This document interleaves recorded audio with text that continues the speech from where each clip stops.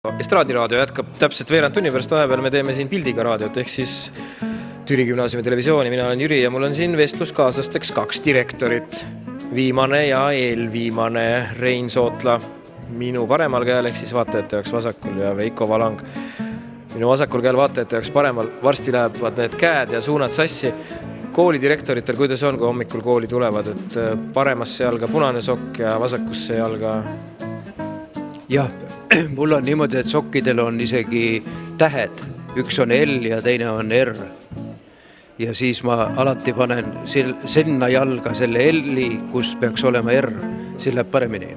See on soki pärast nii või on see jala pärast nii? Ei, see on soki pärast ikka ja et oleks see päev lõbusam ja asjalikum. Õpetajate töö on püsti jalu. Päeva jooksul kõnnivad läbi 25 kilomeetrit tahvli ees ja vehivad kätega. Mitu kilomeetrit päevas direktor kõnnib kabinetis, kui jalg üle põlve vaatab õpitulemusi? Direktor ei olegi kabinetis, mul ei ole sellist kommet olnud. Direktor käib mööda maja ja korraldab asju ja vaatab, et midagi oleks vaja korraldada, siis teeb selle ära. See oli nüüd eelviimase direktori jutt. Viimasel direktoril on kindlasti see sammu lugeja peal, et mitu sammu tööpäevas tuleb?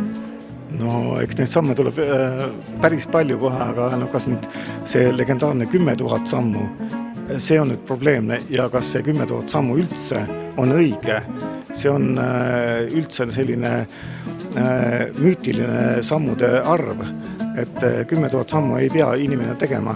Kui inimene teeb näiteks 5000 sammu, aga teeb seda aktiivsemalt, siis see ongi tema sammude määr. Piisab ka sellest, rääkides Türi gümnaasiumi kaugematest aegadest, siis Rein, teil on olnud võimalik olla nii Türi keskkooli, Türi esimese keskkooli kui ka Türi gümnaasiumi direktor aastast 1989–2008. Kui kooli nime muudetakse, kas see muudab ka midagi koolis sees?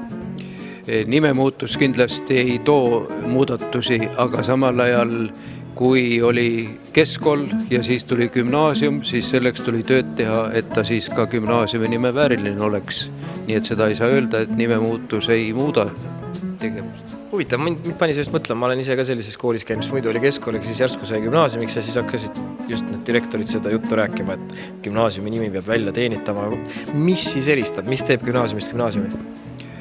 Ikka see, et on inimesed motiveeritumad, sellega on võimalik siis ka neid motiveerida ja nad tõesti hakkavad siis ka tegutsema teistmoodi. Samal ajal on võimalik motiveerida ka ju koolitustega, mis on ka ju vajalikud pidevalt.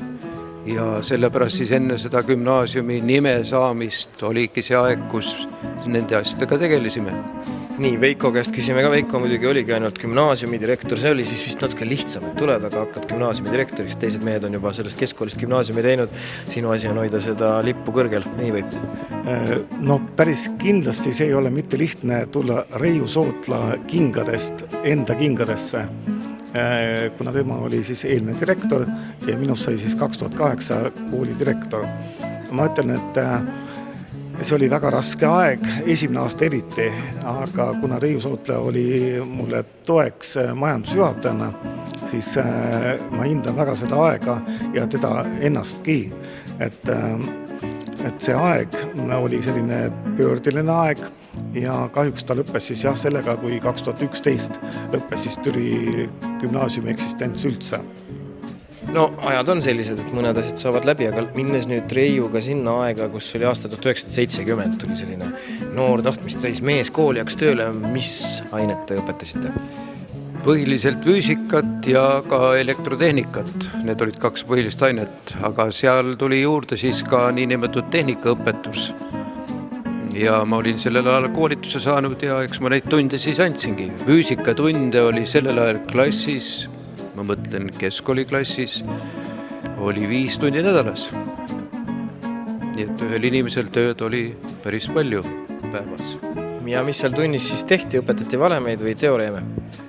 Õpetati elu. Ka teooriat on vaja, et oskaksid teha neid asju, mis elus vaja läheb. Miks kukkus Newtonile õun pähe? Seda me uurisime, aga ega me päris hästi aru ei saanud. Suure tõenäosusega vist juhtus olema niimoodi, et ta oli selle õuna all. füüsika iga aasta areneb edasi ja seletab maailma korra uuesti lahti, milline see tegelikult on. Teie elu jooksul, kui palju on teadmine maailma asjade korraldusest muutunud seoses sellega, kui kiiresti füüsika uurimine on arenenud? Kindlasti väga palju, sellepärast ma mäletan, mul oli kursuse töö, kus meil oli siis plaanis teha kaasaegsetest astronoomilistest vaatlustest sellised kokkuvõtted, ei olnud neid raamatuid kusagilt saada, siis me läksime 3 kursakaaslasega koos Tõraveresse ja seal siis tegime nendest raamatust pilte, sellepärast et sealt me nende astronoomide käest saime, Einast oli näiteks seal üks, saime siis need raamatud ja pildistasime fotoaparaadiga selle Tõravere observatooriumi katusel need pildid ja saime oma kursuse töö tehtud kenasti näiteks. Vau. Aeg on edasi läinud, seda enam ei ole vaja teha.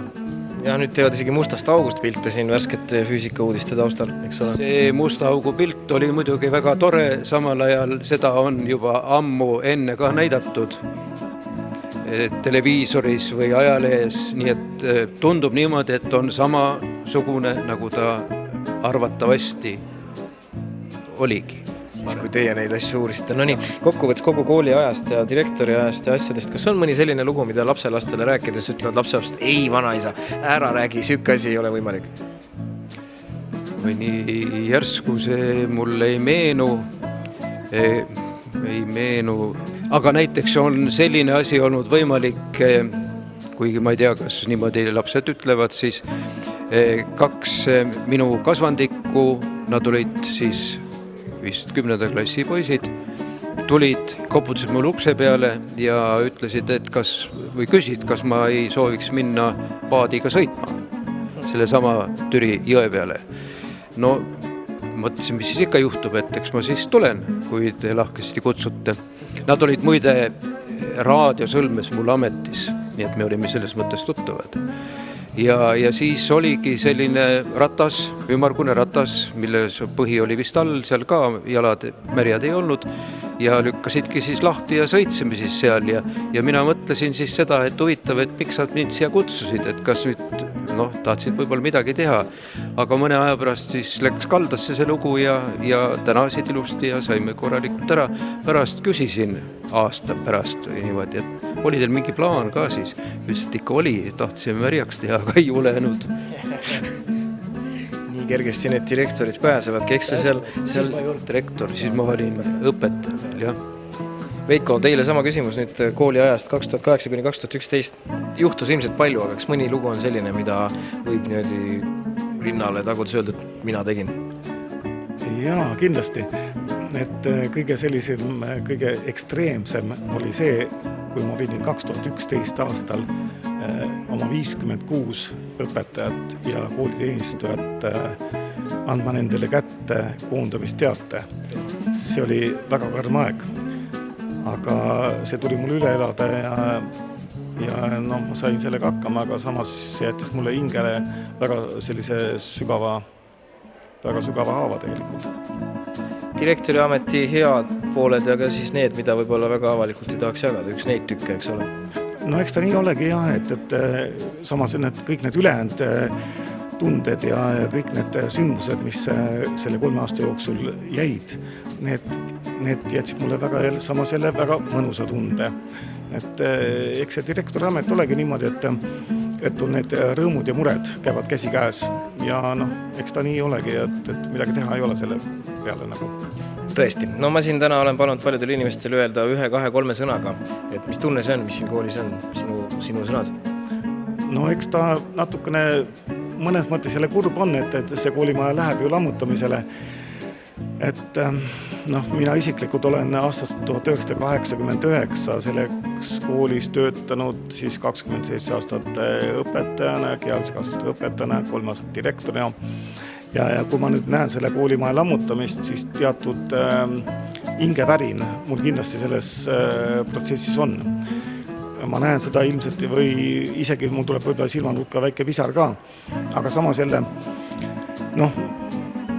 uus koolimaja, see on jälle tore asi, aga need on need 2 erinevat poolust, negatiivne ja positiivne poolsus, et aga midagi teha ei ole, elu läheb ju edasi, et elagu uus koolimaja. Ela, kui sinna tuleb see tunne siis kaasa viia ja Reiu teie käest ka siis 2-3 sõna, mis siis meenuvad esimese asjana, kui mõelda kogu selle gümnaasiumi keskkooli, esimese keskkooli aegadel tagasi, mis seda kõike iseloomustab?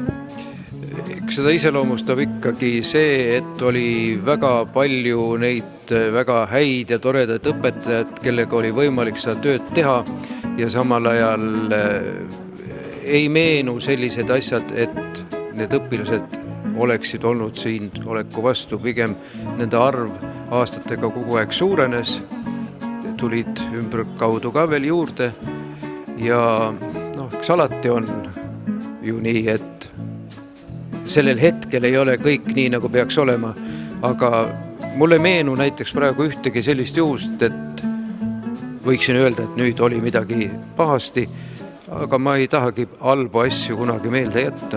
Parem on ikkagi rääkida headest asjadest. Kõige toredam asi, mis kõige selle aja peale meelde on jäänud, kui see paadisõit kõrvale jätta? Kõige toredam asi võib olla